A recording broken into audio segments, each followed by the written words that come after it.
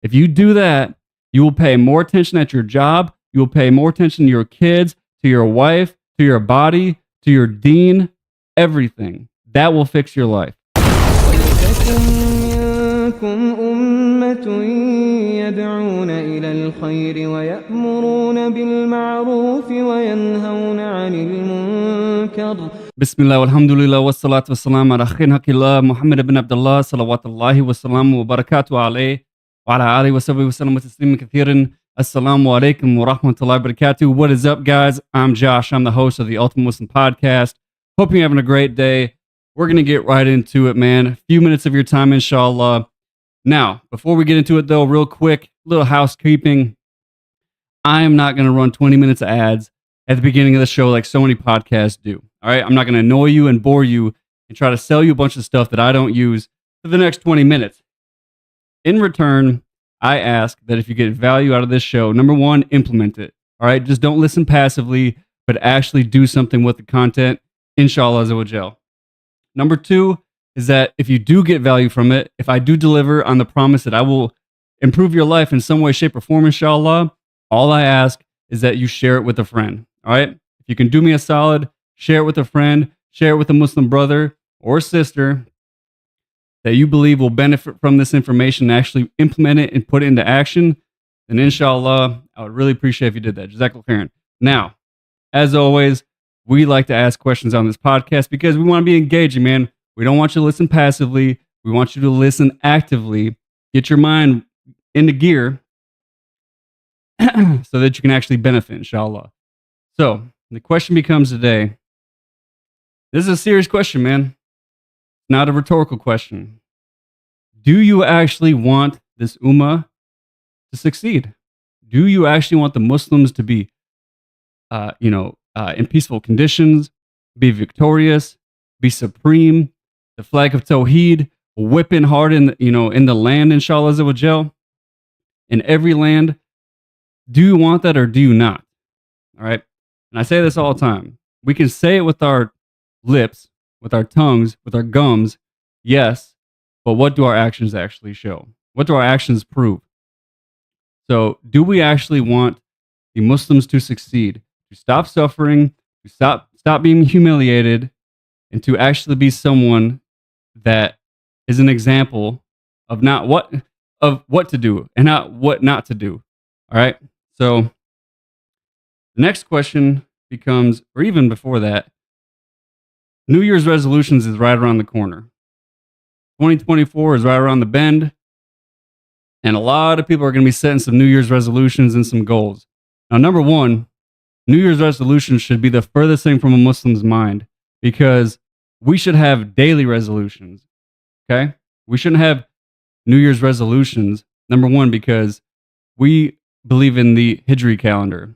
All right. Now, we live in the West, so we use the Gregorian calendar, but we as Muslims should focus our attention on the Hijri calendar. So this whole 2024 thing, not even with us, bro. But that aside, we should have daily resolutions to become better every single day, to improve ourselves every single day and those around us. Now, people are going to be setting goals. And you may ask yourself, well, I don't know what goals to set. Number one, I think you do. I'm going to call you out on that and say, you absolutely do. You know what's jacked up in your life. You know full well what you need to improve and what you need to fix. It's no secret, and it's no secret how to fix it. Okay, this isn't some esoteric knowledge that's exclusive to a very select few individuals. The information is out there. Widely acceptable, widely accessible for you and anyone else, inshallah. You got a Wi-Fi connection, you got a library pass, you can go to the library, you can get books, you can listen to audio, you can jump on a YouTube or podcast like this and get the information. Anyways, so you know exactly what to do. But let's say you don't. Let's say I don't know what goals I should set. So I'm going to give you a very, very simple solution today that if you implemented it, if I implemented it, and collectively we as Muslim men, who are the majority of my audience, if we implemented this one idea, this one principle, wallahi, I believe it would change so much about our situation, both our personal situations within our homes, collectively within our communities, and the ummah as a whole, bidni Allah, by the permission of Allah. And that is the concept of a core value. Now, what is a core value? Let's think about that for a moment. What is a core value? What does that mean? Core value, not subsidiary value, not a value that's, on the side that, if it's convenient, I'll do it. It's something that no matter what, convenient or not, it is fundamental to who you are as an individual, and you will not bend, you will not break, you will not deviate from this value. And every Muslim should have core values. Every single Muslim should have core values with which they make their decisions every single day, irregardless of how they feel, irregardless of the circumstances in their life. They should have core values. I personally have 9. We're not going to get into all of those today. Perhaps that's for another podcast. But the one that I want to talk about today is a core value that I hold very near and dear to my heart, and I suggest you do the same. And that is lead by example. Lead by example. If you don't know what to do, if you don't know what goals to set, if you don't know what to do with your life, what direction you should go into, what strategy you should use, I got a solution for you. Lead by example. So what does that mean? Eat that donut. Is that leading by example? Is that the example with which I want to set? I'm out of shape. Is that leading by example? Is that the example that which I want to set? I'm neglecting my wife. I'm neglecting, for the sisters, I'm neglecting my husband. I'm neglecting my children. I'm neglecting the Quran. I'm neglecting this. I'm neglecting this. I'm saying, it's okay. One won't hurt. It's not that big a deal. Is that leading by example? It's a simple solution, man. It's a simple question you must ask yourself. And it's a very easy answer. It's black and white. Yes or no. So if you don't know what to do, if you're confused, you're like, man, I don't know what to do with my hands. I'll tell you right now, lead by example. If you were to lead by example, if I were to lead by example, if us as Muslim men would lead by example, I don't believe that we'd be in the situation that we are today. And that's one core value, one simple, quote unquote, it's not even a hack, a principle. Again, you do not bend, you do not waver, you do not deviate. You don't do it only when it's convenient.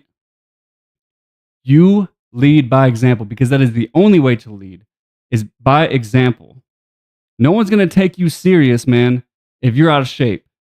That's one of the fundamental things. If I look at somebody and they're trying to give me advice, yes, I will humble myself. I will listen.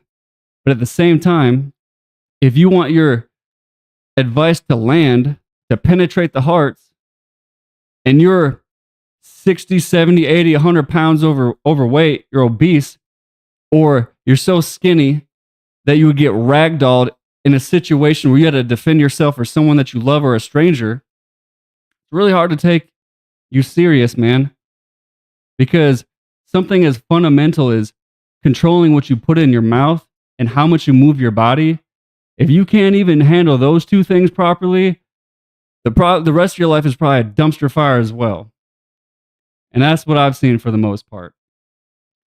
So if you want to change your life, if you really want to improve your life this year, and you don't know what to do, and you want to help this Muslim ummah, you must lead by example. Get some core values, right?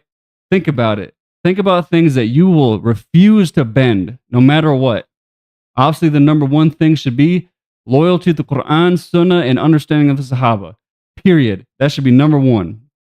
Whatever you do, you take it back to Allah and His Messenger. Always. After that, you decide, man. For me, lead by example. Accept responsibility. Take initiative. Right? When I see something, I take initiative. I don't wait for the next man to do it. I do it myself. Leave someone or something better than you found them. And I mean it, everything. You see something that's and this is not OCD. This is paying attention to detail and actually caring about making the world a better place.